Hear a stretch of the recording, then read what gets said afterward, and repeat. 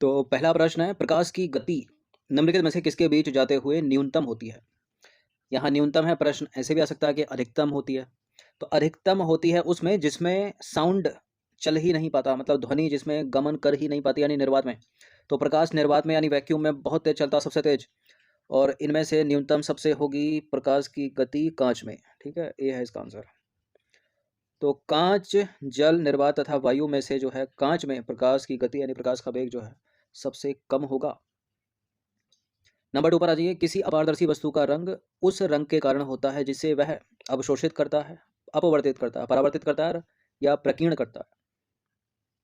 देखिए, कोई वस्तु दिखाई क्यों देती है? क्योंकि वो अपने ऊपर पड़ने वाले रंग को परावर्तित करती है। कोई वस्तु काली क्यों दिखाई देती है? क्योंकि वे किसी भी रंग का परावर्तन नहीं करती। ठीक है, सबको ऑब्जॉर्व कर लेती है, तो काली दिखाई देती है। तो रिफ्लेक्शन से यहाँ मतलब होगा मतलब परावर्तन। तो देखिए, किसी अपारदर्शी वस्तु के रंग का निर्धारण उस वस्तु के द्वारा परावर्तित किए गए प्रकाश के द्वारा होता है। अर्थात कोई वस्तु सूर्य के 7 रंगों के प्रकाश में से जिस रंग को अधिक परावर्तित करती है वही उस वस्तु का रंग होता है। ठीक है, वही नहीं, वही। और किसी भी रंग का परावर्तन नहीं करेगी तो काली दिखाई देगी। क्वेश्चन नंबर 3 पर आ जाइए। सामान्यतः स्त्रियों की जो आवाज होती है उसका तारत्व इसको बोलते हैं पिच। पिच अधिक होता है, पुरुषों से कम होता है। देखिए, इसमें थोड़ा उल्टा रहता है। अगर पिच अधिक होगा तो आवाज़ पतली हो जाएगी, पिच अगर कम होगा तो आवाज़ मोटी हो जाएगी। अगर कोई एडिटिंग सॉफ्टवेयर का आपने यूज़ किया हो वॉइस का, तो आपको पता होगा कि पिच बढ़ाते हैं तो आवाज़ पतली हो जाती है और पिच कम करते हैं तो आवाज़ मोटी हो जाती है। तो सामान्यतः स्त्रियों की आवाज़ का जो तारत्व है वो पुरुषों की अपेक्षा अधिक होता है। किसमें? अधिक इसमें। ठीक है, तभी उनकी आवाज़ थोड़ी पतली होती है। तो देखिए, सामान्य स्त्रियों की आवाज़ का तारत्व जो है पुरुषों की अपेक्षा अधिक होता है। तारत्व अधिक होगा, पिच अधिक होगा तो आवाज़ पतली होगी। ठीक है, पतली और मधुर। नंबर 4 पर आ जाइए। उचित रीति से कटे हीरे की असाधारण चमक का आधारभूत कारण यह है कि उसमें अधिक पारदर्शिता होती है, वह बहुत कठोर होता है, उसके सुनिश्चित विदलन तल होते हैं या उसका अति उच्च अपवर्तन सूचकांक होता है। ये रिपीटेड प्रश्न है, यूपीपीसीएस में पहले पूछा जा चुका है और इसका उत्तर है उसका अति उच्च अपवर्तन सूचकांक होता है। तो देखिए, हीरे का अपवर्तनांक बहुत अधिक होता है जिस कारण इसका आपतन कोण क्रांतिक कोण से बड़ा होता है और इससे इसके अंदर प्रवेशित प्रकाश का जो पूर्ण आंतरिक परावर्तन होता है जो हीरे की चमक का आधारभूत कारक है। नंबर 5 पर आ जाइए। निम्नलिखित में से कौन सा प्राणी अपनी आंत में जल का संग्रह कर लेता है? कौन सा है वो है रेगिस्तान का जहाज, मतलब ऊंट, कैमल। तो ऊंट अधिकतर रेगिस्तान में पाए जाते हैं जहाँ पानी की कमी होती है। तो वह अपनी आंत में जो है जल का संग्रह कर लेते हैं जिससे कई दिनों तक उन्हें पानी की आवश्यकता नहीं पड़ती। ठीक है, बिना खाए पिए भी रह सकता है ऊँट। और कुबड़ जो होता है ना, उसका पीठ में कुबड़, उसमें भोजन स्टोर कर लेता है वो, और हाथ में जल। ठीक है, रोटी पानी दोनों मिल गए, तो कई दिनों तक रह सकता है बिना खाए पिए। पैर गतिदार होते हैं जो तेज दौड़ने में सहायता करते हैं रेगिस्तान के रेत में। ठीक है, इसलिए रेगिस्तान का जहाज है। नंबर 6 पर आ जाइए। निम्नलिखित में से किस विटामिन को हार्मोन माना जाता है? ABCD। किस विटामिन को हार्मोन माना जाता है? विटामिन डी को यहाँ हार्मोन माना जाता है। कहाँ से प्राप्त होता है ये? सूर्य के प्रकाश से, मछली, ठीक है, मांस, अंडे की चर्बी। जल में घुलनशील विटामिन कौन कौन से हैं? BC। और वसा में घुलनशील कौन से हैं? AD, E और K, याद रखिएगा। और सभी विटामिन के वैज्ञानिक नाम भी। तो देखिए, सूर्य के प्रकाश में एर्गोस्टिरोल की सहायता से कोलेस्ट्रॉल के सिंथेसिस द्वारा जो है विटामिन डी बनता है जो हार्मोन की तरह काम करता है। नंबर 7 पर आ जाइए। दूध को पचाने के लिए आवश्यक एंजाइम रेनिन और लैक्टोज मानव शरीर में कितने वर्ष की आयु में लुप्त हो जाते हैं? 2 वर्ष, 3 वर्ष, 5 वर्ष या 8 वर्ष? देखिए, 2 वर्ष में तो नहीं, 3 वर्ष भी, 5 वर्ष का बच्चा छोटी होता है, 8 साल में लुप्त होते हैं ये। तो देखिए, माँ का दूध बच्चों के लिए संपूर्ण आहार होता है और बच्चों में दूध पचाने हेतु आवश्यक रेनिन और उनके अंदर पाया जाता है लैक्टोज हार्मोन। ठीक है, इनका स्रावण होता है उनके शरीर से, और रेनिन और लैक्टोज नामक दोनों एंजाइम मानव शरीर में 8 वर्ष की आयु में जो है लुप्त हो जाते हैं। नंबर 8 पर आ जाइए। सांपों की विष ग्रंथियाँ किसकी समांग हैं? सांपों की विष ग्रंथियाँ किसकी समांग हैं? कशेरुकी प्राणियों की लार ग्रंथियों के। कशेरुकी को इंग्लिश में बोलते हैं वर्टिब्रेट। हम वर्टिब्रेट हैं, इनवर्टिब्रेट हैं? वर्टिब्रेट हैं हम। तो सर्पों की विष ग्रंथियां कशेरुकी प्राणियों की लार ग्रंथियों के समान होती हैं और सांप का जो विष है वास्तव में ऊपरी लार का ही परिष्कृत रूप है। क्वेश्चन नंबर 9 पर आ जाइए। साबुन के पतले झाग में चमकदार रंगों का बनना किस परिघटना का परिणाम है? साबुन के पतले झाग में जो रंग बनते हैं वो बनते हैं व्यतिकरण और बहुलित परावर्तन के कारण। परावर्तन और व्यतिकरण। ठीक है, ऑप्शन नंबर ए है इसका आंसर। तो साबुन के पतले झाग में चमकदार रंगों का दिखाई देना या दिखाई पड़ना प्रकाश के बहुल परावर्तन और प्रकाश के व्यतिकरण की घटना का उदाहरण है। ये पूछ ले आते हैं इस तरह से फिजिक्स से रिलेटेड, मतलब जनरल साइंस वाले प्रश्न पीसीएस में या दूसरे कॉम्पिटेटिव एग्जाम में। ठीक है, इस तरह से पूछ लिया जाता है कि सूरज लाल के दिखाई देता है उगते हुए और छिपते हुए, या उगते हुए छिपते हुए सूरज का बड़ा दिखाई देना, समुद्र का नीला दिखाई देना। ये जो रंगों वाला होगा ना, रंगों वाला, तो उसके लिए प्रकीर्णन होता है। ठीक है, और बाकी पानी में पड़ी एक पेंसिल है वो मुड़ी हुई दिखाई देती है, पानी में पड़ा हुआ सिक्का अपनी वास्तविक स्थिति से कुछ ऊपर उठा हुआ दिखाई देता है, ये सब अपवर्तन के कारण होता है। ठीक है, ये सब याद रखिएगा, कराया सारे टेस्ट में पीछे ये। 10वां प्रश्न है, सामान्य फसलें उगाने के लिए उर्वर भूमि का जो पीएच मान है वो कितना होना चाहिए? कितना होना चाहिए? 3-4 तो बहुत अम्लीय हो गई। ठीक है, ये तो अम्लीय हो गई, 6 से 7 होना चाहिए। तो मृदा अभिक्रिया उसकी अम्लीय या क्षारीय प्रकृति पर निर्भर करती है।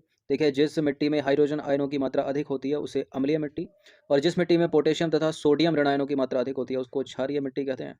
सामान्य फसलें अगर आपको उगानी है तथा पौधों की वृद्धि करनी है तो उर्वर मिट्टी का जो पीएच मान है वो होना चाहिए 6 से 7 के बीच में। अच्छा, चाय की खेती करनी है आपको, कैसी मिट्टी की आवश्यकता होगी? अम्लीय क्षारीय? अम्लीय क्षारीय, अम्लीय मिट्टी। नंबर 11 पर आ जाइए, बादलों के वायुमंडल में तैरने का कारण। बादल वायुमंडल में तैरते हैं, क्यों तैरते हैं वो? घनत्व।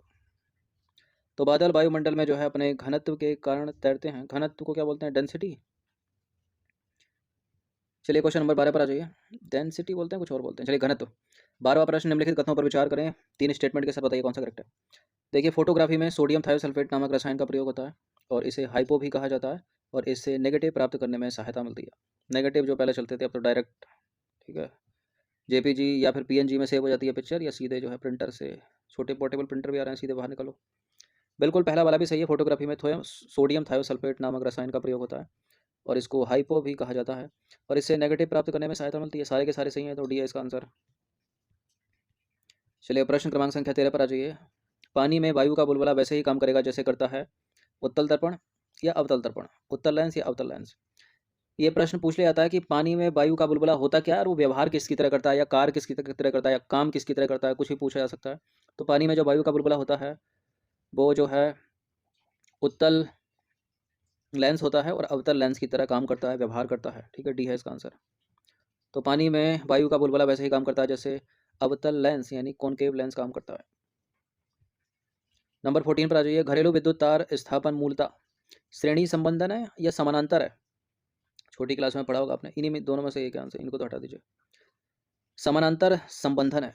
ठीक है, तो देखिए, यदि प्रतिरोध को इस प्रकार जोड़ा जाए कि हर प्रतिरोध पर विभवांतर समान रहे तो यह प्रतिरोध का समानांतर क्रम संबंधन होता है। ठीक है, और न्यूनतम प्रतिरोध प्राप्त करने हेतु घरेलू विद्युत तार स्थापन में मूलतः समानांतर संबंधन का प्रयोग करते हैं। क्वेश्चन नंबर 5 पर आ जाइए। इनमें से कौन सा एक रूपांतरित स्तंभ है?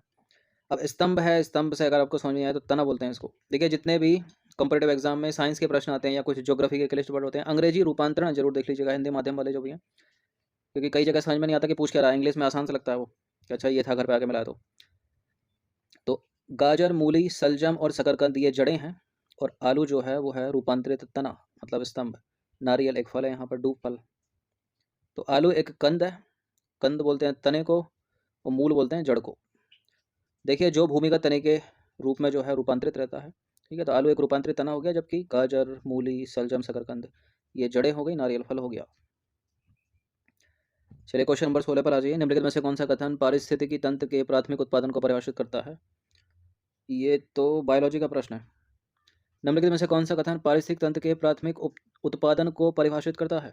देखिए, पादपों के द्वारा, पादप मतलब पौधों के द्वारा एक निश्चित समयावधि में प्रति इकाई क्षेत्र में उत्पन्न की गई कार्बनिक सामग्री की मात्रा, पहला ही है फिर।